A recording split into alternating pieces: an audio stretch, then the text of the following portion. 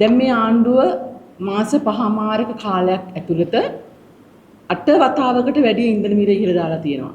මේ ඉන්ධන මිල ඉහළ යාමත් එක්ක භාණ්ඩ හා සේවාවන් වල මිලත් ඊට සමාන්තරව ඉහළ ගිහිල්ලා තියෙනවා. මං පෞද්ගලික බස් රථ හිමිකරුවන්ගේ සංගමය, ඒ වගේම ත්‍රිවිල් රථ සංගමය මේ වගේ සංගම් නිවේදනය කරලා තියෙනවා ඔවුන්ගේ ගාස්තු ඉහළ දැමීමට. ඒ වගේම තමයි මූලික අත්‍යවශ්‍ය භාණ්ඩ වල මිල ඉන්ධන මිල ඉහළට යාමට සාපේක්ෂව ඉහළ ගොස් තිබෙනවා. මේ தත්ත්වය සාමාන්‍ය ජනතාවට දැඩිව බලපාන්න අරගෙන තියෙනවා. දැන් මේ කතාව අහට ලක් වුණා ඊයේ පෙරේදා මේ විදුලිය කපා හැරීමක් පිළිබඳව. සෝල වලින් නිෂ්පාදනය කරන විදුලිය අතිරික්තයක් තියෙනවා කියලා ඒ අතිරික්තය පියව ගන්න සෝල වලින් නිෂ්පාදනය කරන විදුලිය වහන්න කියලා. දැන් මොකද්ද මේ කරන්න යන්නේ මේ ආණ්ඩුව? සෝලා වලින් නිෂ්පාදනය කරන ඒකයකට සාමාන්‍යයෙන් වියදම් වෙන්නේ රුපියල් 18ක වගේ මුදලක්. ඒ වගේම ඩීසල් වලින් රුපියල් 100කට ආසන්න මුදලක් වියදම් වෙනවා. ගල් අඟුරු වලින් රුපියල් 60කට වගේ ආදායමක් මුදලක් අයිමි වෙනවා. එතකොට දැන් මේ මෙච්චර අඩු ප්‍රමාණයකින් සෝලා වලින් විදුලිය නිෂ්පාදනය කරගන්න අපිට මෙච්චර හිරු එළියේ වැටෙන රටකට අවස්ථාව තියෙනකොට මේගොල්ලෝ මේ ස්වභාවිකව අපට හිමි වෙලා තියෙන මේ දේ ප්‍රයෝජනෙට ගන්න නැතුව මේ සෝලා වලින් නිෂ්පාදනය කරන විදුලිය තමයි මේගොල්ලෝ ඉස්සෙල්ලාම කපලා දාන්න හදන්නේ. ඇයි මේගොල්ලන්ට ආණ්ඩුවට කමිෂන් ගන්න බෑ මේ හිරු එළියෙන් නිෂ්පාදනය කරන මේ විදුලියේ. මේගොල්ලන්ට කමිෂන් ගන්න පුළුවන් මේ ගල් අඟුරු වලින් නිෂ්පාදනය කරන විදුලියෙන්.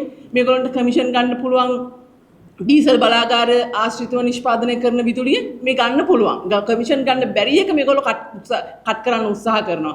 මේක දැන් සෝලා එකක් සාමාන්‍ය පවුලක මිනිස්සෙක් දාගන්නේ බැංකුවකින් ලෝන් එක අරගෙන ඒගොල්ලන්ට විදුලි බිල ගෙවා ගන්න තියෙන අපහසුතාවයෙන් හින්දා. දැන් මේක වෙලා තියෙන්නේ මොකද? ඒගොල්ලෝ මාස්පතා සෝලා එක හයි කරගෙන ඒගොල්ලෝ බැංකුවට සෝලා එක ගන්න ගත්ත ණයත් ගෙවන්න ඕනේ.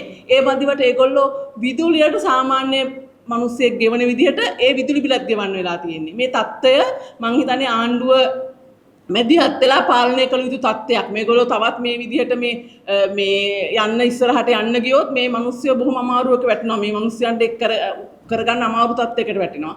ඒ වගේම තමයි දැන් මේ වාහනයක් මිලදී ගන්නකොට ඒ තිබුණ ණය පහසුකම 70%කින් නම් 60% දක්වා පල්ලෙහාට දාලා තියෙනවා. මේකෙදි වෙන්නේ ඇත්තටම ඒ වගේම තමයි වාහනයක වටිනාකම තීරණය කරනකොටත් ආණ්ඩුව ලීසින් කම්පැනිස් වලට බොහොම තද රාමුවකට කොටු කරලා තියෙනවා.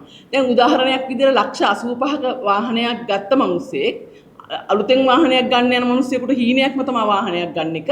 හැබැයි වාහනයක් ගත්ත මිනිස්සෙක් ස්පීඩ් ඩ්‍රාෆ්ට් ක්‍රමයට අපි වාහනයක් ගත්ත කියලා ඉතින් ලක්ෂ 85කට ආසන්න වාහනයක්. දැන් මේක අවුරුද්දක් ඉවර වෙලා මේක රීෂෙඩියුල් කරන්න යනකොට මේගොල්ලෝ වාහනේ වටිනාකමත් අර 70% තිබුණ එක 80 60 වෙනකොට ඒන පරතරයත් එක්ක රීෂෙඩියුල් කරනකොට මේගොල්ලෝ අතින් දාන්න වෙනවා මේ වාහන හිමිකවට ලක්ෂ 22කට ආසන්න මුදලක්. දැන් මේ වාහනේ රීෂෙඩියුල් කරගන්න ලක්ෂ 22 දාන්න බැරි නම් මොකද්ද වෙන්නේ? ලීසින් කම්පැනියෙන් මෙයාව කෙලින්ම යන්නේ ක්‍රිබ් එකට. ක්‍රිබ් එකට ගිහලා නවතිනවද? නැහැ. ඊට පස්සේ මේකට මේ ලක්ෂ 85ට 100ට 6 ගානේ මේ කම්පැනි එක පොලිය හදනවා. එතකොට මාසෙකට සාමාන්‍යයෙන් දල වශයෙන් ලක්ෂ 85ක වාහනයක් ගත්ත මනුස්සුන්ට ලක්ෂ 5යි 10ක් විතර පොලියක් ගෙවන්න වෙනවා. මේකෙදි මොකද්ද වෙන්නේ? අර වාහනේ ගත්ත මනුස්සයාට අහපව් ඒ වාහනේ හිමිකාරීත්වය කියන එක හීනයක්ම විතරක් වෙනවා. මං හිතන්නේ ආණ්ඩුව මේක සාමාන්‍ය ජනතාවගෙන් පත්වෙච්ච ආණ්ඩුවක් කියලා මේගොල්ලෝ කියන්නේ. හැබැයි මේක සාමාන්‍ය ජනතාවට කිසිම සහන සැලසෙන ආණ්ඩුවක් නෙමෙයි. මේගොල්ලෝ මොනවද කරේ? මේගොල්ලෝ බලයට ආවේ ආණ්ඩුවක් විදිහට කැට වලින් සල්ලි එකතු කරලානේ. මහ ජනතාවගෙන් සල්ලි එකතු කරලා මේගොල්ලෝ බලයට ආවා. හැබැයි දිරිත් ජයවීර වැනි ව්‍යවසායකයෝ ඒගොල්ලෝගේ තමන්ගේ සල්ලි වලින් තමන්ගේ ධනෙන් ඒ වගේ ව්‍යාපාරයක යෙදිලා ඉඳලා ඒගොල්ලෝ රටට ආදරේ හින්දා දේශපාලනයට ආවා. දැන් ඉතින් මහ ජනතාවට තීරණය කරන්න කාලයක් තියෙනවා. සල්ලි එකතු කරලා මහ ජනතාවගෙන් ආණ්ඩුව පිහිටවලා බලයෙන් ආණ්ඩුව පිහිටවලා මහ ජනතාවගේ පැත්තද මේගොල්ලෝ හිටගෙන ඉන්නේ. එහෙම නැත්නම් මේගොල්ලෝ මේ අනිත් බලවත් පාර්ශවත් එක්කද හිටගෙන ඉන්නේ කියන එක. මම ඉල්ලා සිටිනවා මහ ජනතාවගෙන් දැන්වත් මේක තේරුම් ගන්න, මේ தත්ත්වය තේරුම් ගන්න. තේරුම් අරගෙන මහ ජනතාව රටට ආදරය කරන මිනිස්සෙක් එක්ක එකතු වෙලා මේ ගමන යන්න ඒක රාශි වෙන්න කියලා.